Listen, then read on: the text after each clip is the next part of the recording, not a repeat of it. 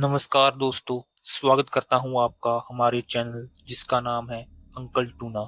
जैसा कि आप सब लोग जानते ही हैं, हम इस चैनल पर सिर्फ और सिर्फ हॉरर कंटेंट ही डालते हैं, जैसे horror stories, horror short films and horror mystery cases. तो हर बार की तरह आज हम आपको सुनाएंगे एक हॉरर स्टोरी रवि की। रवि जो कि एक सीधा साधा लड़का गांव से शहर आता है नौकरी की तलाश में, और वहां पर एक सस्ता अपार्टमेंट ले लेता है बिना उसकी जांच पड़ताल किए। तो उसके बाद उसके साथ वो अपार्टमेंट में क्या भयानक घटनाएं होती हैं, जानेंगे हम आज की इस वीडियो में। तो चलिए बिना समय गवाए वीडियो को शुरू करते हैं। मेरा नाम है दिनेश और आप देख रहे हैं अंकल टूना। रवि एक साधारण सा लड़का था। नया नया शहर आया था नौकरी की तलाश में। जेब में ज्यादा पैसे नहीं थे, इसलिए उसे एक पुरानी सी बिल्डिंग में कमरा लेना पड़ा। बिल्डिंग का नाम था शांति अपार्टमेंट। नाम के उलट वहां अजीब सी खामोशी थी। मकान मालिक एक बूढ़ा आदमी था। उसने चुपचाप चाबी दी और कहा, कमरा नंबर 302। रात में आवाज आए तो ध्यान मत देना। रवि को यह बात अजीब लगी, पर सस्ता कमरा देखकर उसने ज्यादा नहीं पूछा। पहली रात सामान्य रही। रवि थक कर सो गया। रात के लगभग 2 बजे उसे लगा जैसे कोई चल रहा हो। चर चर लकड़ी के फर्श की आवाज आई। रवि ने आंखें खोली। कमरे में कोई नहीं था। उसने घड़ी देखी और फिर सो गया। दूसरी रात दीवार से किसी के बोलने की आवाज आई, बहुत धीमी। पानी दे दो। रवि चौंक गया। उसने दीवार पर हाथ रखा। दीवार बर्फ जैसी ठंडी थी। आवाज बंद हो गई। सुबह उसने पड़ोसी से पूछा। पड़ोसी ने डरते हुए कहा, 302 के बारे में बात मत करो, यहाँ कोई ज्यादा दिन नहीं टिकता। तीसरी रात रवि ने तय किया कि वह जागेगा।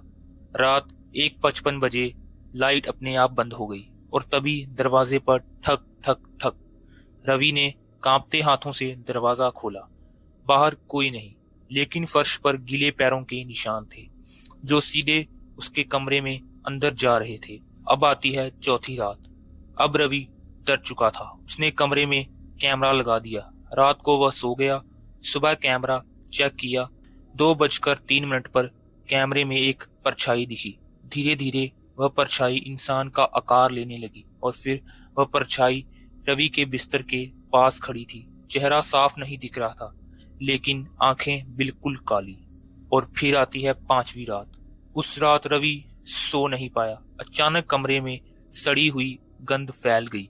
दीवार से आवाज आई, तुमने मेरा कमरा लिया है। दीवार में दरार पड़ी। दरार के अंदर एक चेहरा दिखा, जला हुआ, आंखें गायब। वह बोला, 302 मेरा था, मैं यहीं मरा था। रवि चीख पड़ा। अगले दिन रवि पुलिस के पास गया। पुराने रिकॉर्ड निकाले गए। 10 साल पहले कमरा 302 में एक आदमी की मौत हुई थी। वह भूखा प्यासा अकेला मरा था। लाश कई दिनों बाद मिली थी। मरने से पहले वह दीवार पर लिख गया था, कोई मेरी आवाज सुन ले। अब दोस्तों आती है आखिरी रात। रवि ने उसी रात कमरा छोड़ने का फैसला किया। सामान पैक किया। जैसे ही दरवाजा खोला, पीछे से आवाज आई, अब तुम सुन रहे हो। कमरा अचानक बंद हो गया। लाइट बुझ गई। वही चेहरा सामने था, अब तुम मेरी जगह हो। अगली सुबह मकान का मालिक आया। कमरा 302 खुला था। अंदर रवि नहीं था। बस दीवार पर लिखा था, अब कोई और सुन रहा है। और शांति अपार्टमेंट फिर से खामोश हो गया। तो यहीं पर आज की कहानी खत्म होती है। उम्मीद करता हूँ आपको ये कहानी अच्छी लगी होगी। और अगर आप भी किसी नए शहर में जाते हैं तो सस्ते किराए के चक्कर में कोई फ्लैट मत लीजिएगा। पहले उसकी अच्छी तरह से छानबीन कीजिएगा कि उसका फ्लैट की जो पुरानी हिस्ट्री है वो क्या है, कहीं वहां भी कोई मरा तो नहीं।